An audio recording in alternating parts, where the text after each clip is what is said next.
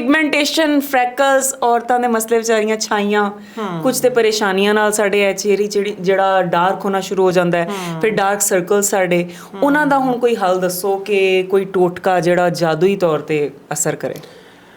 ਅੱਛਾ, ਇੱਕ ਹੀ ਟੋਟਕਾ ਦੱਸਾਂਗੀ ਮੈਂ। ਦੱਸਣ ਲੱਗੀ ਹਾਂ ਫੇਸ ਵਾਸ਼, ਬੋਡੀ ਵਾਸ਼, ਠੀਕ ਹੈ ਨਾ, ਇੱਕ ਹੀ। ਬੋਡੀ ਵੀ ਵਾਸ਼ ਕਰਨੀ ਹੈ, ਫੇਸ ਵੀ ਵਾਸ਼ ਕਰਨਾ ਹੈ। ਹਰ ਕਿਸਮ ਦੇ ਦਾਗ ਧੱਬੇ, ਹਰ ਕਿਸਮ ਦੇ ਦਾਗ ਧੱਬੇ ਤੇ ਹਰ ਕਿਸਮ ਦੀ ਸਕਿਨ ਟਾਈਪ, ਠੀਕ ਹੈ ਨਾ, ਹਰ ਕਿਸਮ ਦੀ ਸਕਿਨ ਟਾਈਪ। ਤੁਸੀਂ ਲੈਣਾ ਹੈ 2 ਚਮਚ ਸ਼ੂਗਰ ਲੈ ਲਓ, ਠੀਕ ਹੈ। ਉਹਨੂੰ ਇਹ ਹੈ ਕਿ ਵੱਡੇ ਗ੍ਰੇਨਸ ਨਾ ਹੋਣ, ਉਹਦੇ ਦਾਣੇ ਵੱਡੇ ਨਾ ਹੋਣ, ਠੀਕ ਹੈ ਨਾ। ਫਾਈਨ ਸ਼ੂਗਰ ਕਹਿ ਲਈਏ, ਫਾਈਨ ਸ਼ੂਗਰ ਥੋੜੀ ਛੇਤੀ ਹੱਲ ਹੋ ਜਾਏਗੀ। ਫਾਈਨ ਸ਼ੂਗਰ ਨਹੀਂ, ਫਾਈਨ ਸ਼ੂਗਰ ਤਾਂ ਫਿਰ ਉਹ ਪਾਊਡਰ ਹੀ ਬਣਾ ਲੈਂਦੇ ਨੇ। ਇੱਕ ਤਾਂ ਬਹੁਤ ਮੋਟੀ ਦੇਸੀ ਚੀਨੀ ਹੁੰਦੀ, ਜਿਹੜਾ ਹਲਕੀ ਬਾਰੀਕ ਠੀਕ ਹੋ ਗਿਆ। ਜੇ ਮੋਟੀ ਤਾਂ ਥੋੜੀ ਜਿਹੀ ਉਹਨੂੰ ਪੀ ਕੇ ਥੋੜਾ ਜਿਹਾ ਬਰੀਕ ਕਰ ਲਓ, ਠੀਕ ਹੈ ਨਾ। ਤੇ 1 ਚਮਚ ਕੌਫੀ, ਠੀਕ ਹੈ, 2 ਚਮਚ ਚੀਨੀ, 1 ਚਮਚ ਕੌਫੀ, ਅੱਧਾ ਚਮਚ ਅੰਬਾ ਹਲਦੀ, ਠੀਕ ਹੈ। ਇਹ ਤਿੰਨਾਂ ਚੀਜ਼ਾਂ ਹੋ ਗਈਆਂ। ਤੇ ਇਹਦੇ ਵਿੱਚ ਤੁਸੀਂ ਪਾਣਾ ਇਸ ਮੌਸਮ ਦੇ ਹਿਸਾਬ ਨਾਲ 1 ਚਮਚ ਮੁਲਤਾਨੀ ਮਿੱਟੀ, ਠੀਕ ਹੈ। ਮੁਲਤਾਨੀ ਮਿੱਟੀ ਦੇ ਬਾਅਦ ਤੁਸੀਂ ਪਾਣਾ ਹੈ ਹਿਬਿਸਕਸ, ਜਿਹੜਾ ਹੁੰਦਾ ਨਾ ਰੈੱਡ ਕਲਰ ਦਾ ਖੂਬਸੂਰਤ, ਠੀਕ ਹੈ ਨਾ, ਰੈੱਡ ਕਲਰ ਦਾ ਫਲਾਵਰ। ਤੁਸੀਂ ਤਕਰੀਬਨ 2 ਚਮਚ ਉਹਦਾ ਪਾਊਡਰ ਪਾਣਾ ਹੈ, ਠੀਕ ਹੈ। ਇੱਕ ਪਾਊਡਰ ਬਣ ਗਿਆ ਤੁਹਾਡੇ ਕੋਲ। ਇਹਦੇ ਵਿੱਚ ਵੇਸਣ ਵੂਸਣ ਪਾਉਣ ਦੀ ਜ਼ਰੂਰਤ ਨਹੀਂ, ਮੁਲਤਾਨੀ ਮਿੱਟੀ ਪਾ ਲਈ ਅਸੀਂ, ਠੀਕ ਹੋ ਗਿਆ ਨਾ। ਇਹਨੂੰ ਮਿਕਸ ਕਰਕੇ ਨਾ ਸਾਰੇ ਨੂੰ, ਇਹ ਜਾਂ ਤਾਂ ਤੁਸੀਂ ਰੱਖੋ ਇਹਨੂੰ ਪਾਊਡਰ ਫਾਰਮ ਵਿੱਚ, ਨਹੀਂ ਤੇ ਜਿਹੜਾ ਵੀ ਤੁਹਾਡਾ ਕੋਈ ਫੇਵਰੇਟ ਬੋਡੀ ਵਾਸ਼ ਹੈਗਾ, ਉਹ ਮਿਲਾ ਲਓ। ਇੰਨਾ ਹੀ ਮਿਲਾ ਲਓ ਕਿ ਪੇਸਟ ਜਿਹੀ ਬਣ ਜਾਏ, ਠੀਕ ਹੈ। ਤੁਸੀਂ ਫੇਸ ਵੀ ਇਹਦੇ ਨਾਲ ਹੀ ਵਾਸ਼ ਕਰਨਾ ਹੈ, ਬੋਡੀ ਵਾਸ਼ ਨਾਲ ਫੇਸ ਵਾਸ਼ ਕਰਨਾ ਹੈ, ਠੀਕ ਹੈ ਨਾ। ਮੈਂ ਇਹ ਦੱਸ ਰਹੀ ਹਾਂ ਸਕਿਨ ਹੈ ਨਾ, ਸਕਿਨ ਹੈ, ਗੁੱਡ, ਸ਼ਾਬਾਸ਼। ਤੇ ਟੀਚਰ ਜੀ ਫੀਲ ਹੋਈ ਹੈ ਜੀ। ਤੇ ਤੁਸੀਂ ਨਾ ਇੰਝ ਕਰਨਾ ਹੈ ਕਿ ਇਸ ਮੌਸਮ ਵਿੱਚ ਨਾ, ਜੇ ਤੁਸੀਂ ਗੋਰੇ, ਗੁਲਾਬੀ, ਸਪੌਟਲੈਸ ਸਕਿਨ, ਬ੍ਰਾਈਟ ਸਕਿਨ ਚਾਹੁੰਦੇ ਹੋ ਕਿ ਤੁਹਾਡੀ ਬੋਡੀ ਵੀ ਪੂਰੀ ਗੋਰੀ ਹੋਵੇ, ਤੁਹਾਡਾ ਫੇਸ ਵੀ ਇੱਕੋ ਜਿਹੀ ਸਕਿਨ ਹੋਵੇ ਨਾ, ਇੱਕੋ ਜਿਹੀ ਸਕਿਨ ਹੋਵੇ ਫੇਸ ਦੀ ਵੀ ਤੇ ਬੋਡੀ ਦੀ ਵੀ, ਤੇ ਠੀਕ ਹੈ। ਕਿਉਂਕਿ ਫੇਸ ਜ਼ਿਆਦਾ ਟੈਨ ਹੋ ਜਾਂਦਾ ਹੈ, ਤੇ ਫੇਸ ਤੁਸੀਂ ਯਕੀਨੀ ਬਾਤ ਹੈ ਕਿ ਤੁਸੀਂ ਦਿਨ ਵਿੱਚ ਦੋ ਵਾਰ ਤੇ ਤੁਸੀਂ ਫੇਸ ਵਾਸ਼ ਕਰਦੇ ਹੋ ਨਾ। ਇੱਕ ਟਿਪ ਦੱਸਾਂਗੀ ਅੱਗੇ ਜਾ ਕੇ, ਠੀਕ ਹੈ ਨਾ। ਤੇ ਤੁਸੀਂ ਨਾ ਇਹ ਬੋਡੀ ਵਾਸ਼, ਫੇਸ ਵਾਸ਼ ਇੱਕ ਹੀ ਬਣਾ ਕੇ ਰੱਖ ਲਓ, ਠੀਕ ਹੈ। ਤੇ ਜਿਸ ਟਾਈਮ ਵੀ ਨਹਾਉਣਾ ਹੈ, ਜਿਸ ਟਾਈਮ ਮੂੰਹ ਧੋਣਾ, ਇਹਦੇ ਨਾਲ ਧੋਣਾ ਹੈ। ਇਨਸ਼ਾਅੱਲਾ 5-7 ਮਿੰਟ ਮਸਾਜ ਕਰਨਾ ਚਿਹਰੇ ਤੇ, ਠੀਕ ਹੈ। 5-7 ਮਿੰਟ ਮਸਾਜ ਕਰਨ ਤੋਂ ਬਾਅਦ ਸਿੰਪਲ ਪਾਣੀ ਨਾਲ ਚਿਹਰਾ ਵਾਸ਼ ਕਰਕੇ, ਜੇ ਨਹਾਉਣਾ ਹੈ ਤੇ ਪੂਰੀ ਬੋਡੀ ਵਾਸ਼ ਕਰ ਲਓ। ਉਹ ਤੇ ਦਿਨ 'ਚ ਇੱਕ ਹੀ ਵਾਰੀ ਹੋਣਾ ਹੈ। ਤੇ ਦੂਜੇ ਟਾਈਮ ਜਿਹੜੀ ਆਪਣੀ ਤੁਸੀਂ ਫੇਸ ਵਾਸ਼ ਕਰਨਾ ਹੈ ਨਾ, ਇਹਦੇ ਨਾਲ ਹੈਂਡ ਵਾਸ਼ ਕਰਨੀ, ਫੇਸ ਵਾਸ਼ ਕਰਨਾ, ਆਪਣੇ ਪੈਰ ਜਿਹੜੇ ਵੀ, ਤੇ ਬਾਅਦ ਵਿੱਚ ਨਾ ਠੰਡਾ ਪਾਣੀ ਪਾਉਣਾ ਹੈ, ਸਹੀ ਠੰਡਾ ਪਾਣੀ, ਜਿਹਨੂੰ ਆਉਂਦੇ ਨੇ ਚਿਲਡ ਵਾਟਰ, ਠੀਕ ਹੈ ਨਾ, ਉਹ ਪਾਣਾ ਹੈ। ਫਿਰ ਤੁਸੀਂ ਆਪਣਾ ਗਲੋ ਚੈੱਕ ਕਰੋ, ਠੀਕ ਹੈ। ਛਾਈਆਂ ਵੀ ਛੱਟ ਜਾਣਗੀਆਂ, ਡਬਲ ਟੋਨ ਵੀ ਖਤਮ, ਤੇ ਜਿਹੜੇ ਬਣੇ ਹੋਏ ਨੇ ਨਿਸ਼ਾਨ, ਡਾਰਕ ਸਰਕਲ ਨਹੀਂ, ਡਾਰਕ ਸਰਕਲ ਵਾਸਤੇ ਵੱਖਰਾ ਦੱਸਣੀ ਹੈ। ਹਾਂ, ਡਾਰਕ ਸਰਕਲ ਇਹ ਹੈ ਕਿ ਇਹਦੇ ਨਾਲ ਨਾ ਇਹ ਵਾਲੇ ਜਿਹੜੇ ਹੈ ਉਹ ਘੱਟ ਹੋ ਜਾਣਗੇ। ਪਰ ਇਹ ਹੈ ਕਿ ਬੱਚੇ ਨਾ ਮੋਬਾਈਲ ਵੇਖ ਕੇ ਕਾਲੇ ਘੇਰੇ ਬਣੇ ਹੋਏ ਨੇ, ਜੀ। ਤੇ ਉਹਨਾਂ ਵਾਸਤੇ ਕੁਝ ਹੋਰ ਹੈਗਾ। ਪਹਿਲੇ ਸਭ ਤੋਂ ਪਹਿਲੀ ਗੱਲ, ਨੀਂਦ ਪੂਰੀ ਕਰੋ ਆਪਣੀ, ਸਹੀ ਹੈ ਨਾ। ਸਿੱਧਾ ਮਸ਼ਵਰਾ ਹੈ, ਤੁਸੀਂ ਕੋ ਟੋਟ ਕੇ ਹੀ ਸਭ ਕੁਝ, ਆਪ ਵੀ ਕੁਝ ਕਰੋ, ਟੋਟ ਕੇ ਨਹੀਂ, ਆਪ ਵੀ ਕੁਝ ਕਰੋ, ਸਹੀ ਹੈ ਨਾ।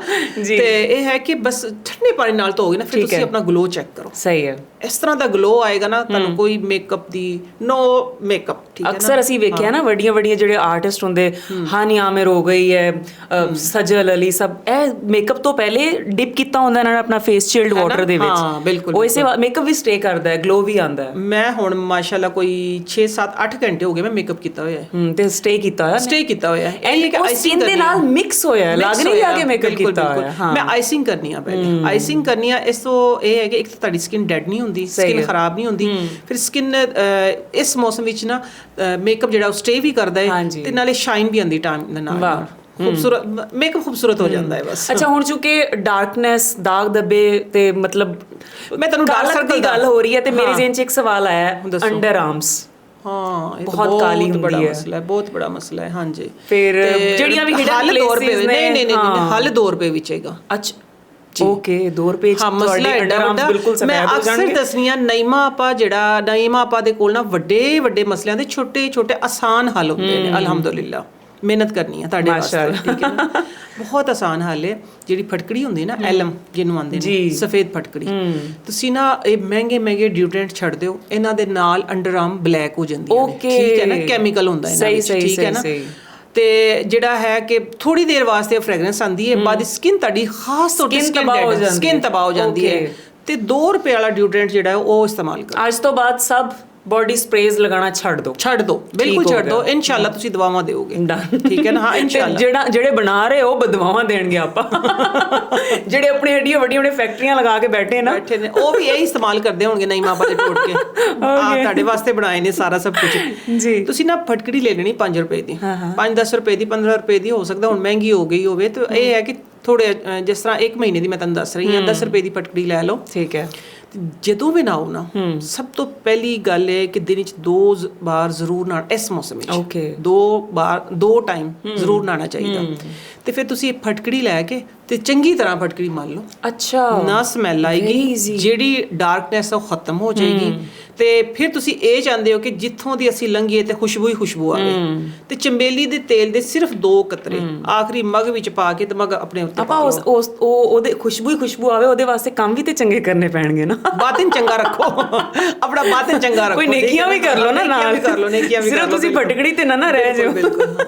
ਅੱਛਾ ਜੀ, ਆਪਾਂ ਹੁਣ ਇੱਕ ਹੋਰ ਵੱਡਾ ਮਸਲਾ। ਪਹਿਲੇ ਤੇ ਅਸੀਂ ਬਚਪਨ ਸੁਣਦੇ ਸੀ ਬੰਦੇ ਹੀ ਗੰਜੇ ਹੁੰਦੇ, ਬਟ ਅੱਜ ਕੱਲ ਸਾਡੀਆਂ ਵਿਚਾਰੀਆਂ ਭੈਣਾਂ ਵੀ ਇੱਥੋਂ ਗੰਜ, ਮੈਂ ਆਪ ਗੰਜੀ ਹਾਈਪ ਉਹ ਨਹੀਂ ਕਰਦੀ, ਇੱਥੋਂ ਸਾਡੇ ਬਾਲ ਭੁਰਨਾ ਸ਼ੁਰੂ ਹੋ ਜਾਂਦੇ।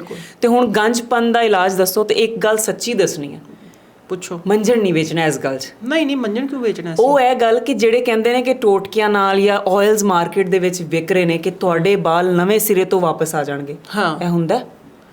ਨਹੀਂ ਵੀ ਦੇਖੋ, ਮੈਂ ਤੇ ਆਪਣਾ ਕੰਮ ਕਰੀ ਅਲਹਮਦੁਲਿਲਾ, ਮੈਂ ਤੇ ਦਾਵਾ ਵੀ ਕਰਨੀ ਆ ਤੇ ਲੋਕਾਂ ਦੇ ਆਏ ਵੀ ਨੇ। ਅੱਛਾ, ਹਾਂ ਅਲਹਮਦੁਲਿਲਾ ਲੋਕਾਂ ਦੇ ਆਏ ਵੀ ਨੇ ਬਾਲ। ਇਹ ਹੈ, ਮੈਂ ਇਹ ਨਹੀਂ ਕਹਿੰਦੀ ਇਹ ਰੜਾ ਮੈਦਾਨ ਤੁਹਾਡਾ ਤੇ ਇਹਦੇ ਵਿੱਚ ਬਾਲ ਉੱਗ ਜਾਣਗੇ, ਨਹੀਂ, ਇਹ ਮੈਂ ਨਹੀਂ ਆਖਿਆ। ਸਹੀ ਹੈ ਨਾ? ਇੱਥੇ ਤੁਹਾਡੇ ਯਾਨੀ ਕਿ ਜਿਨ੍ਹਾਂ ਦੇ 2 ਮੱਥੇ ਬਣੇ ਹੁੰਦੇ ਆ, ਹਾਂ 2 ਮੱਥੇ ਬਣੇ, ਉਹਨਾਂ ਦੇ ਨਹੀਂ ਮੈਂ ਦਾਵਾ ਕਰਦੀ। ਰੂਟਸ ਜੇ ਬਾਕੀ ਹਨ ਤੇ ਫਿਰ ਬਾਲ ਆ ਜਾਣਗੇ।